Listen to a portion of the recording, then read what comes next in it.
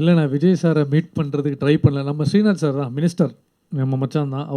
அவர் தூத்துக்குடியில் இருக்கார். அப்போ கூட நான் மெசேஜ் பண்ணி கேட்டிருந்தேன். அது ஆக்சுவலாக வந்து அவர் ஜெயிக்கிறதுக்கு 2 மாதம் முன்னாடி தான் ஸ்ரீநாத் சொன்னார், நம்ம போய் பார்த்துட்டு வரலான்டான்னு சொன்னார். சரிடா அப்படின்னு சொன்னேன். அந்த சரியை கொஞ்சம் இன்னும் அழுத்திருக்கலாம்.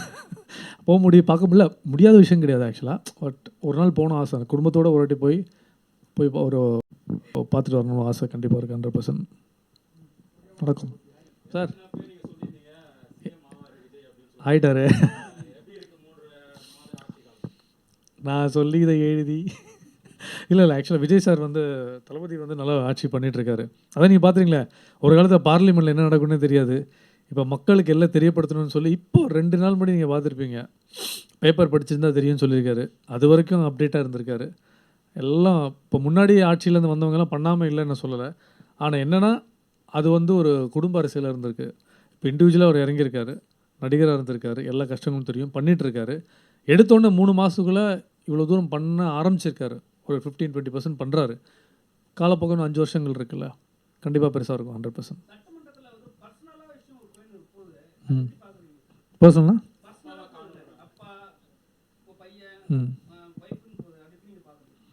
இல்லை, அப்பாவை காணும்.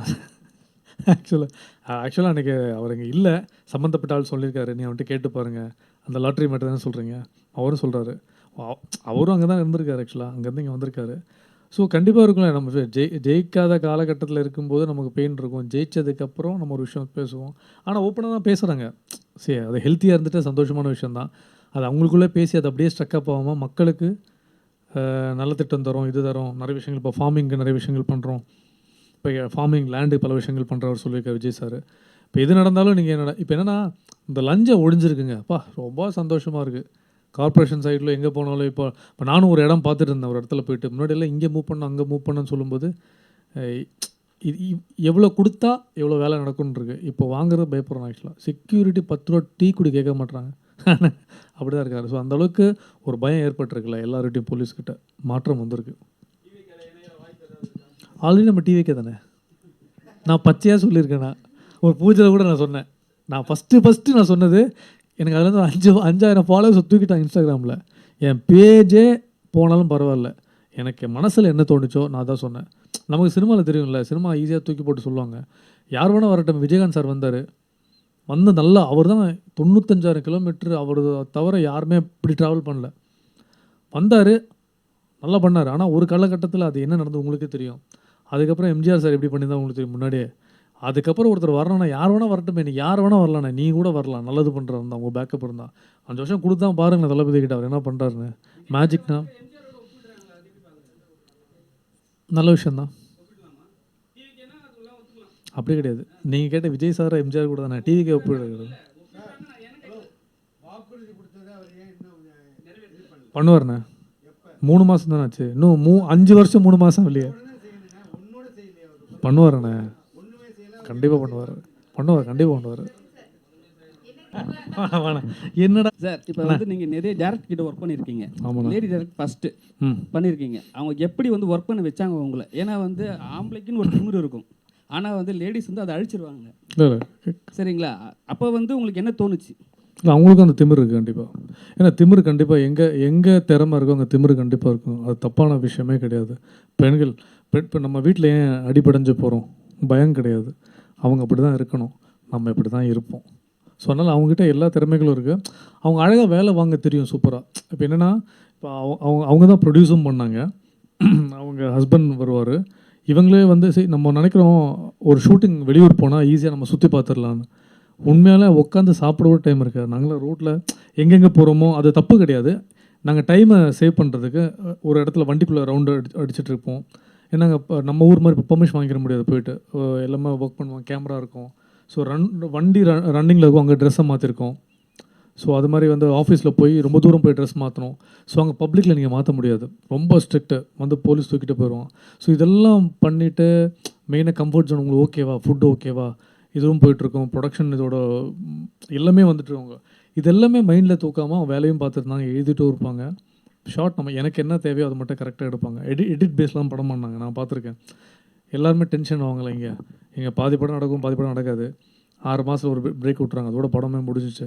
பட் தெளிவாக ஆரம்பித்தாங்க, என்ன சொன்னாங்க, இவ்வளோ நாளுக்குள்ளே எனக்கு ஒரு நாள் கம்மி பண்ணி எடுத்தாங்க.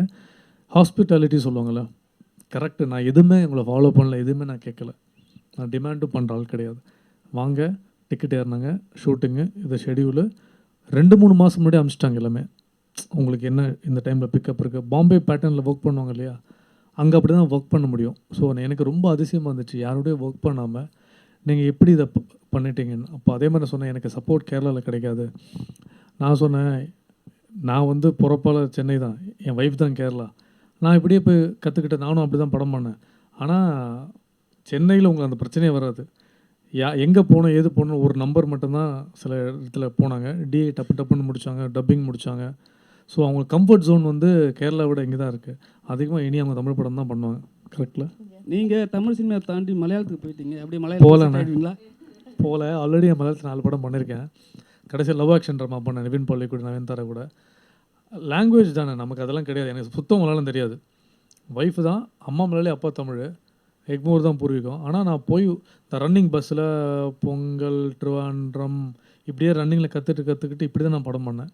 ஆனால் நான் வந்து நானே டப் பண்ணுவேன். வாய்ஸ் வந்து நான் ப்ராம்ப்ட் எடுக்க மாட்டேன், என்ன மீனிங் கேட்டுட்டு நானே மலையாளத்தில் பேசுவேன். தெலுங்கு தெரியும், கன்னடம் தெரியும், எல்லாம் இப்படி கற்றுக்கிட்டான்னு தவிர லாங்குவேஜில் ஒன்றுமே இல்லை. நம்ம எப்படி நடந்துக்கிறோமோ நம்மக்கிட்ட ஒர்க்கு வர்றது தான். இதுதான் நான் கற்றுக்கிட்ட விஷயம். அதனால் அவங்க ஒர்க் பக்கா, நம்ம ஒர்க் பண்ணிவிடுவோம். மலையாள ப்ரொடியூசர் அண்ட் தமிழ் ப்ரொடியூசர் என்ன வித்தியாசம் இருக்குதுல்ல? மலையாள ப்ரொடியூசர் தமிழ் ப்ரொடியூசர் இல்லாமல், ஏன்னா தமிழில் வந்து உங்கள் ஒய்ஃபும் ப்ரொடியூசர் ஆகிட்டாங்க. இப்போ இல்லை ப்ரொடியூசர் ஆகலை, ஒரு கதை வச்சுட்டு அவங்க படம் பண்ண டைரக்ட் பண்ணணும்னு ஆசைப்படுறாங்க. ஆக்சுவலாக இருக்குது. இல்லை ப்ரொடியூசர் வந்து கம்பேரிசன் கிடையாது. இப்போ என்ன சொல்கிறேன், இப்போ நான் இப்போ இருக்குல்ல, கம்ஃபர்ட் ஜோன் இருக்குது. இப்போ என்னென்னா, இப்போ இவங்க வந்து அங்கேருந்து வந்து படம் பண்ணுறாங்க. படம் பண்ணும்போது இவங்களுக்கு கம்ஃபர்ட் ஜோனாக மலையாளத்தில் வந்து சில விஷயம் ரொம்ப கஷ்டப்பட்டான்னு சொல்கிறாங்களே, அது உண்மை தான். எனக்கு கதை தெரியும். அது சொன்னால் பப்ளிசிட்டியாக பண்ணுற மாதிரி நல்லா இருக்காது. அது பேக் ஸ்டோரியாக நம்ம தனியாக பேசுவோம், கண்டிப்பாக நான் சொல்கிறேன். ஆனால் இங்கே வரும்போது அவங்க அவ்வளோ கம்ஃபர்ட் ஜோனாக ஃபீல் பண்ணாங்க. அப்போ அவங்க என்ன நினச்சாங்கன்னா, நான் படம் டோட்டலாகவே வந்து நான் இங்கேயே முன்னாடி உங்களெல்லாம் மீட் பண்ணியிருந்தேன், நிறைய விஷயங்கள் டைம் சேவ் ஆகிருக்கும். ஏன்னா இப்போ நம்ம இங்கே மீட் பண்ணுறது ஒன்றுமே இல்லை. ஃபார் எக்ஸாம்பிள் விஷால் சாரை, கார்த்தி சாரை மீட் பண்ணோன்னா எங்கே பிச் பண்ண நமக்கு தெரியும். இவங்க அங்கே வந்து பெரிய பெரிய ஆக்டரை போய் மீட் பண்ணுறது சிம்பிள் தான். ஆனால் போகிற வழிகள் இருக்குல்ல, அங்கே டக்குன்னு கட் பண்ணிடுறாங்க. இங்கே எல்லாம் மாறி போச்சு, உங்களுக்கே தெரியும். ஈஸியாக நமக்கு கிடைக்கல கூட மற்றவங்க நல்லா இருக்கணும் ஆசைப்படுவோம். இப்போ இவங்க ஜெயிச்சிட்டாங்கன்னா நாளைக்கு எப்படியும் நமக்கு ஒரு படம் வரும், இல்லை நம்ம ஏதாவது ஒரு விஷயம் வரும்போது நம்ம கனெக்ட் ஆகும். இந்த கனெக்டிவிட்டி இப்போ இருக்கிற ப்ரொடியூசர்ஸ்க்கு படம் பண்ணவங்க கூட படம் பண்ணிடலாம், படமே பண்ண தெரியாமல் கூட படம் புரிய வைக்கிறதுல ரொம்ப கஷ்டம். ஆக்சுவலாக அப்படி நிறைய படங்கள் ட்ராப்பாக இருக்குங்க சென்னையில். ஆனால் இப்போ பரவாயில்ல, 25 நாளில் படம் முடிக்கிறாங்க, வராங்க. எல்லாம் நம்ம நேரம் தான். நேரம் நல்லாலாம் எதுவுமே நடக்காது. இது ஒரு சின்ன ஒரு பர்சனல் கொஸ்டின் என்னன்னா, நிறைய படங்கள் நீங்கள் பண்ணுறீங்க, ஆனால் அது வந்து கொஞ்சம் கை கொடுக்க மாட்டேங்குது. சில படங்கள் கை கொடுக்குது. அப்போ அந்த நேரத்தில் வந்து பிரஜனோட மனநிலை என்ன இருக்கும்? வீட்டில் அவர் என்ன பண்ணுவார்? வீட்டில் சும்மா தான் உட்காந்துருப்பேன், பிரச்சனை இல்லை. 2 குழந்தை இருக்குது, 2 ட்வின்ஸ் இருக்குது, ஜடை பிடிங்கி விட்டுட்ருப்பேன், சாப்பாடு ஊட்டி விட்டுட்ருப்பேன், டாக்டர்கிட்ட கூட்டிகிட்டு போகிறது, இது மாதிரி விஷயம் தான். ஆனால் அது சொன்னேன், பிக் பாஸுக்கு முன்னாடி, பிக் பாஸுக்கு அப்புறம் இல்லை ஜெயிக்க வேண்டிய வேலை கண்டிப்பாக இருக்குது. நான் என்னோடய ஃபிட்னஸ், நான் எப்பவும் வெயிட் ஏற்றி நீங்கள் பார்த்தே இருக்க மாட்டீங்க. நான் அப்போ எப்பவும் ஒரே மாதிரி தான் இருக்கேன். எல்லாருக்கிட்டையும் பழகிறது, பேசுகிறது எல்லாமே இருக்குது. நல்ல கதைகள் நான் ஒர்க் பண்ணது எல்லாமே, இன்க்ளூடிங் இவங்க எல்லாமே டெபியூட் ஆக்டர் தான். நடித்த படங்கள் எதுவுமே லாஸ் ஆகி ப்ரொடியூசர் காணாமல் போய் ஊரை விட்டு ஓடினதே கிடையாது. அதே ப்ரொடியூசர் நான் 2 படம் பண்ணியிருக்கேன். இப்போவும் ரெட் ஃப்ளவர் பண்ண டேரக்டர் கூட படம் பண்ணிகிட்ருக்கேன். ஊருக்கு 2 ஊதாரி, இதெல்லாம் பூஜை போட்டு இதோட விஷயமும் ஆரம்பிக்கிறேன். இப்போ இவங்க கூட அடுத்தடுத்து இவங்க பண்ணுறாங்க. ஸோ நல்ல ரேப்பும் இருக்குது. அதனால் எப்பவுமே வந்து சோர்ந்து போனதே கிடையாது. அதனால் என்னென்னா, இப்போ வந்து என்னென்னா, இப்போது நம்மளை பார்த்து முன்னாடி வந்து ஆர்டிஸ்ட்டாக இருக்கும்போது இப்போ இதோட மரியாதை, பொறுப்பு ஜாஸ்தியாக இருக்குது. ஸோ அதனால் வந்து படங்கள், கதைகள் நிறைய பிச் பண்ணுறோம். எல்லா டேரக்டர்ஸ் கூட ஒர்க் பண்ணிகிட்ருக்கேன். நல்ல கதைகள் சூஸ் பண்ணுறேன். நமக்கு என்ன இப்போ பிஸ்னஸாக நமக்கு ஈஸியாக பிக் பாஸுக்கு அப்புறம் ஹிட் பண்ணி நல்ல கதைகள் வரும்போது அது இதுக்கப்புறம் வர படங்களுக்கும் ஹெல்ப்பாக இருக்காது. பெரிய ப்ளஸ்ஸாக இருக்குது ஆக்சுவலாக.